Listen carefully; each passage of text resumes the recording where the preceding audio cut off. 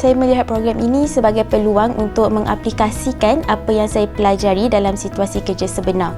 Melalui penempatan saya di produk tim PNB, saya berpeluang terlibat dalam tugasan dokumentasi, laporan dan koordinasi yang membantu saya memahami dunia korporat dengan lebih baik. Pengurusan projek memberi saya peluang untuk menerokai perkara baharu dan berharga.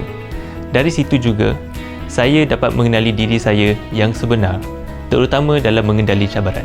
Saya berharap dapat menggunakan pengalaman yang saya perolehi ini untuk menyumbang kepada pembangunan komuniti dan mewujudkan impak yang positif kepada masyarakat.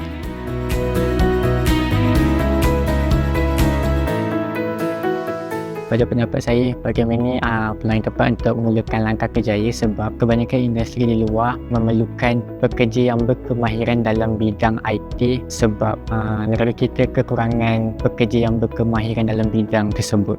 Program ini dapat membantu saya dari segi kewangan, latihan dan pembangunan diri. Saya dapat memberi tumpuan sepenuhnya kepada pelajaran tanpa terlalu memikirkan beban kewangan. Saya ingin membantu meningkatkan taraf hidup keluarga serta berkongsi ilmu dan kemahiran dengan masyarakat agar lebih ramai mendapat manfaat daripada perkembangan teknologi. Perubahan yang paling ketara lah saya dapat dalam hidup saya adalah saya dapat mempelajari benda-benda yang baru pada bidang ini kerana saya dapat menerokai baik bidang elektrik dan elektronik, dan daripada saya tak pandai buka PC dan laptop, saya sekarang dapat pandai membaikinya daripada software ke hardware.